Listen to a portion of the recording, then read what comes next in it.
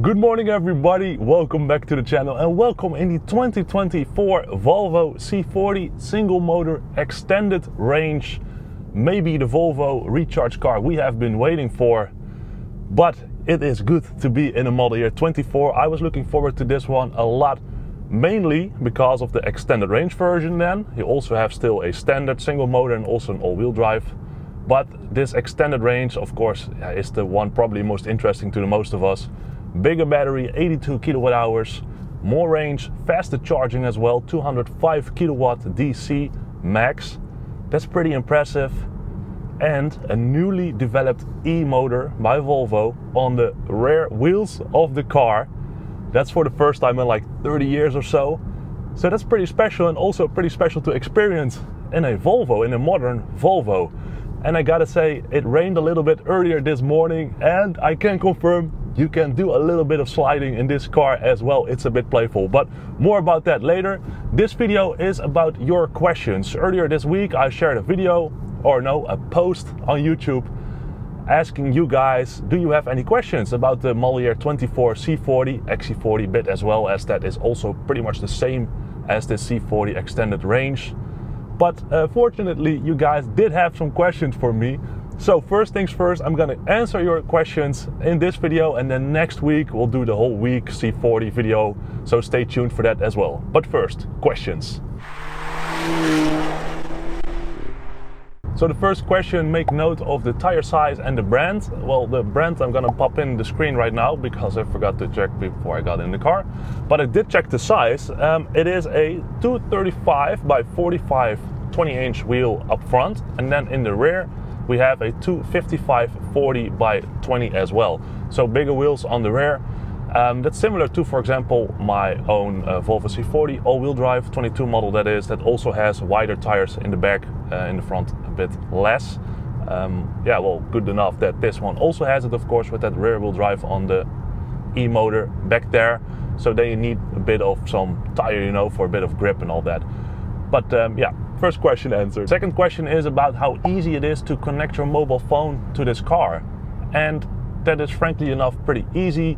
This is a press car, for example, so my phone wasn't connected to this one. Also my Google account wasn't. I picked it up 2 days ago. I simply logged into my Google account, and then it immediately recognizes my Google settings and my preferences from my own C40, for example. So this one also knows where my work is, where my home is. I can just say, hey Google, and then you know, navigate home, and then it finds the way easily. Also Bluetooth connectivity and connection, easy. Just open your phone settings over here on the screen, connect your phone. Also at this moment, connect, and then you know, it's very easy. I gotta be honest, Apple CarPlay tends to be a bit laggy for me, or for my iPhone from time to time, that it says that it's charging and then the Apple CarPlay system isn't working. So from time to time that can be a bit faulty, but I think software can fix that, or perhaps a new cable or newer cable to use. Can also try that first. But yeah, connectivity to your phone, trust me, super easy, and also setting up your Google account with your preferences, super easy as well. Next question is about the buzzing noise on the interior. Now the C40 and XC40 recharge models, and I think also the other engines now as well, you can opt for this upgraded backlit kind of inlay in the interior. It's very cool at night, or well, at this moment it's all black plasticky, but okay, it's inspired on this Swedish mountain area, so you see a bit of this relief in Dutch, I have no clue. So that's pretty cool already, but at night it lights up, and then you have this little white-ish colored, yeah, backlit inlay, and that is super cool. Quite special as well, and many people driving along in this car also are like, wow, that is fancy. But there is a big but with that, because in my own C40, for example, the model year 22, that was one of the very first, you hear a buzzing noise coming from that when it's on. There are 3 settings on it, off, low and high. On high intensity, yeah, it's pretty buzzy. And meanwhile, there's a bit of road construction going on and a tractor coming along. Yeah, sure, why not? Am I allowed to go in here? But yeah, it tends to buzz a little bit. and that's quite annoying, trust me. And whilst you are driving on the highway, you have the wind noise as well and a bit of music and all that, so then it's not really big of a deal, but you know, at low speeds and standstill and all that, it's kind of annoying. But fortunately I got good news on this one. I haven't noticed it yet. Can be that I'm talking too much or whatever, but no, in general the buzzing isn't really here on this one. But stay tuned for that. Maybe I share something now on the screen or later below this video about that, that it does maybe. But at this moment I haven't noticed any buzzing, so good job Volvo. Next question is about the rear wheel drive, an upgrade. C40 used to be single motor, yes it was. Before this model year you had the single motor and the all-wheel drive version, but the single motor, the P6 code name of it, that was on the front wheels of the car. I also tested that I think half a year ago or something like that on the XC40.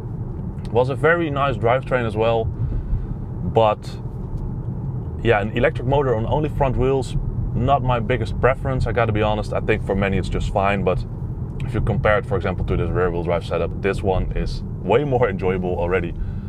But yeah, that was the P6, about 230 horsepower or so. Yeah, plenty fine as well. So next question is about the dampers and the suspension, if it's new on this one. No, it's not. That's the short answer. Oh well, it is, but it came with the facelift on the 40s series cars. So that's already like 1.5 years ago or something like that. So back then they put in new dampers and revalved stuff, apparently, to make everything a bit smoother and all that. So yes, there is improved suspension on this car, but then already for about 1.5 years. So it's not that new anymore. But fun fact about the single motor extended range, this one, it's apparently 10 millimeters lower than the single motor, and about the all-wheel drive I'm not that sure, but yeah, there is something different about this one. It's about 1 centimeter lower than the standard 40 series cars. Then also, how is the rear wheel drive on wet roads? Well, fortunately this morning it has been raining, and it's a bit of a bummer I did not have the camera on, but I did a little bit of sliding around and I was actually surprised that it broke loose quite, well, a bit. Yesterday I tried kind of the same on dry roads, but then it was like a typical Volvo, not allowing anything. But yeah, at the first corner I did this morning on a wet road, the rear said, okay, see you later, and it broke a bit loose. But it was a funny feeling, I gotta say, because there's a battery in this car, so all the weight suddenly went all the way into one corner, and yeah, it felt, well, yeah, it scared me maybe a bit, I gotta say. You know, everything was under control, no worries, but yeah, it was a surprise for sure. It was a lot of fun actually. Next question is, why is this Volvo C40 Extended Range about 12,000 euros more expensive than the EX30? And that's a good question. I think Volvo did a very good job with the marketing so far with the EX30, making us feel like, you know, this is the car you need, forget about the 40 series. But to be frankly honest, the EX30 is in a complete different segment than the C40 and XC40. This is a mid-size compact SUV, it really is. In that segment it sits, but the EX30 is more this crossover kind of SUV, little SUV car. Now last week I made a comparison video between the two with some interesting details and differences. If you want to know more about that, I suggest you check out that video. Link is now also in the screen. Make sure you do that after this video. But yeah, the biggest differences in price are, well, this one has a bigger battery, more range, faster charging, more standard options already if you go for a core trim over, well, for example, the core EX30. And that is about the small details, but this, for example, also has a seat extender, it has handles over here, it has lumbar support standard in your seat, and those things are not standard on an EX30. So that is basically where you see that price difference. And then especially, you know, bigger batteries, that's expensive, probably the most expensive part on a car nowadays. Faster charging and all that. So that's basically where the difference really comes from. So two Volvo cars, two models in a completely different segment, hence the price as well. Then you guys want to know more about the charging speed. Well, this one can do up to 205 kilowatt DC. That is really quick, that is really cool. For example, my own C40 model year 22 can do up to 150, and from time to time it does like 154, 155 top, and then it decreases already. This one 205 max. Yeah, I still need to test that. This is the extended range, so I haven't charged yet. Yeah, I'm sorry, I can't help it. Put your complaints forward to Volvo if you have any. But trust me, of course I will be charging this car later this week. I will probably share that in the next video following on this one. Now, I have seen some pictures here and there already that some of the 40 series cars are charging with over 200 kilowatt DC. Yeah, that is perfect, right? If you need a quick charge, if you are heading to your holiday destination or to your business meeting or whatnot, then yeah, 200 is a really nice figure to have, a bit of a punchy charge, and then you head on. So stay tuned for the real figures and test. But yeah, 205 max DC. Then a question about the rear wheel drive feeling, and I gotta be honest, I need to get used to it a little bit. I am used to Volvos, a lot of them, I've driven a lot of them, but most of them were front wheel drive or all wheel drive, basically the Volvo setup or way to go, how it was, right? But this one is the first rear wheel drive version. Yeah, so far I enjoy it. As I said already, it's still very in control, very Volvo-ish in that sense. But yeah, if you go full gas in a corner and the roads are a bit wet as this morning, then the rear wheel drive is here to, well, play along with you a little bit. Then, as I also already said, you know, with the heavy battery in the floor, you kind of notice that, yeah, it feels a bit weird from time to time.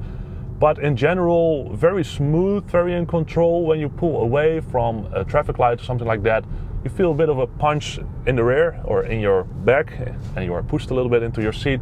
Of course, that's an obvious thing with a rear wheel drive, but that's a bit of a difference I noticed from my all-wheel drive C40. That is, well, more, well, gradually accelerating, and this one is really like, hey, okay, let's go. And yeah, it's not annoying in that sense or anything, but yeah, overall the rear wheel drive feeling, very in control, very smooth, fits this car well, bit playful. Then some of you are asking about the consumption. Well, Volvo states in their price lists and those things that this one does, on average, on a 100 kilometers, 16.3 to 16.7 kilowatt hour.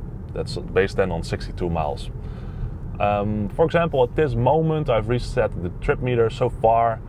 Yeah, I've driven only about 100 kilometers. Yeah, and on average, I've done 16.5. So that's kind of nice in the middle, right? But for example, this bit of leisure driving this morning on some nice Dutch scenic roads, it's doing 13.7 kilowatt hours per 100. That's a pretty efficient figure. Would expect that from a Kia or a VW E-Up or something like that. But that's pretty cool to see 13.7. That's rather impressive. Then a question about the differences I noticed compared to my own Model Year 22 Recharge Twin C40, and I already said a couple of things about it. But some things I notice, the suspension tends to feel a bit smoother on this one. Might also be because mine is the twin, so maybe a bit heavier all-wheel drive. Maybe that has to do something with it. But yeah, this one is very comfortable and smooth. Also funny, this is a new e-motor developed by Volvo.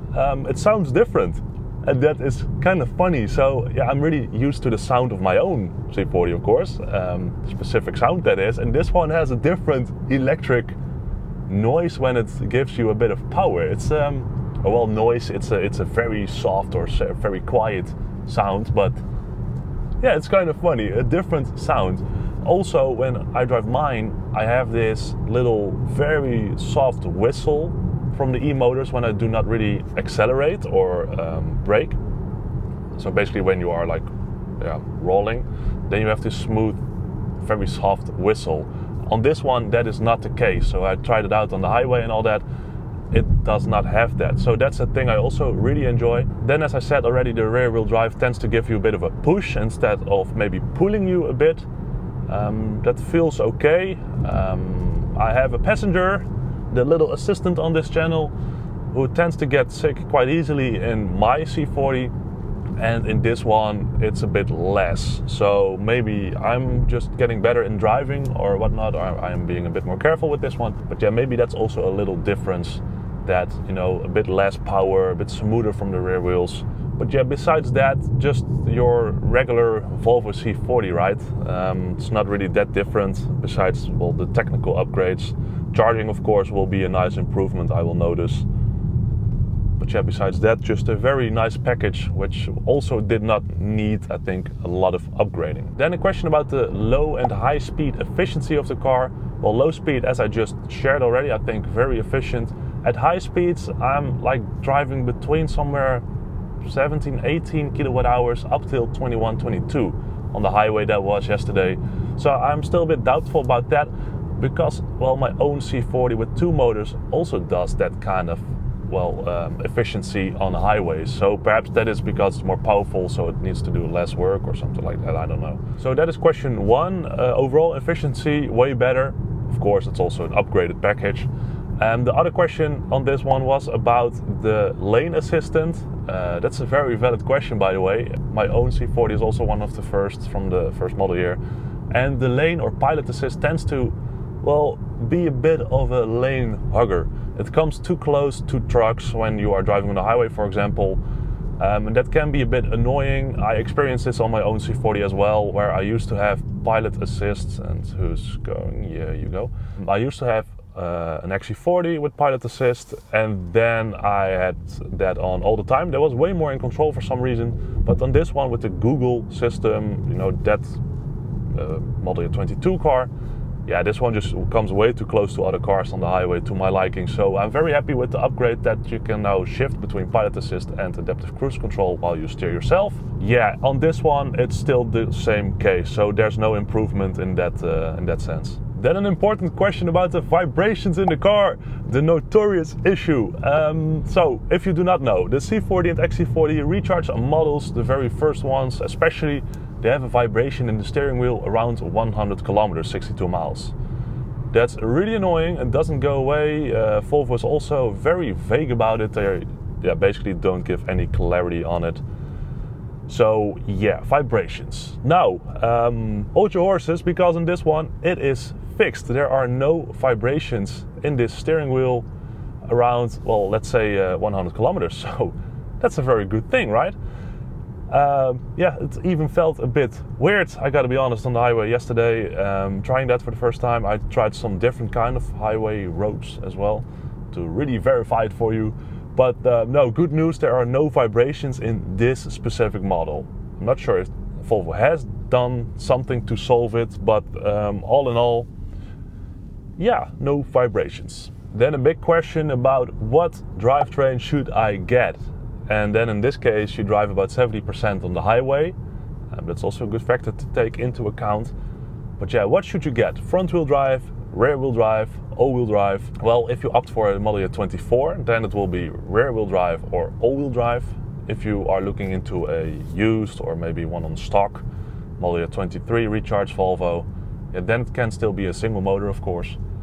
But, you know, I find this hard to really give one answer and say, okay, you need that.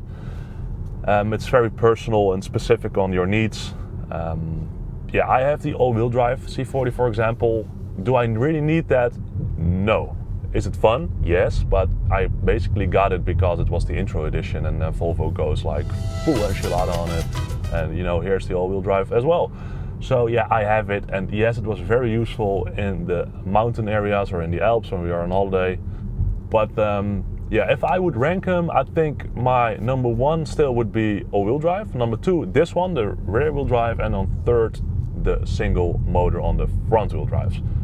The front wheels, well, it works fine on the recharge models, but to my liking, it's a bit pulley, a bit, well, shaky if you are doing low speed, so that's not really my favorite. Then the rear wheel drive, I think this one, new e-motor from Volvo as well, just tuned perfectly. It's the newest, it's nice to have.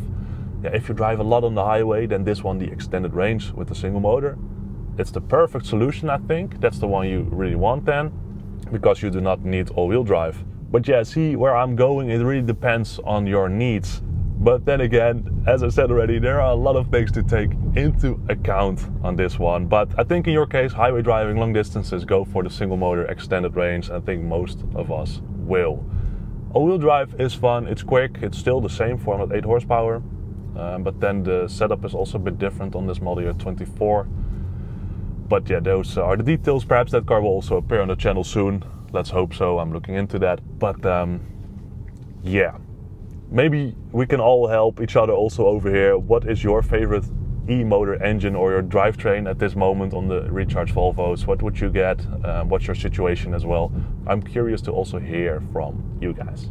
But there we go, guys. That is a lot of talking from my side and a lot of thoughts. I hope you enjoy these kind of videos, and I hope I answered your questions as well. If not, or if you have any new questions, leave them down below in the comments below the video and I'll get back to them, and we all can, of course. Yeah, thanks so much for watching. As I said already, stay tuned for the living with this specific car video coming next Sunday. That will be an interesting one in which I will try to answer a couple of questions on this car. Do you really need it? Is it too much? Does it live up to its expectations? And so on and so on. So stay tuned for that. As always, I thank you a lot for watching. I appreciate it big time. Make sure you subscribe. It really helps me out. So please do so. Also like the video, share, whatnot. As always, I appreciate your support. But for now, from the model year 24 Volvo C40 Extended Range, thanks a lot and see you in my next video next week. Bye bye.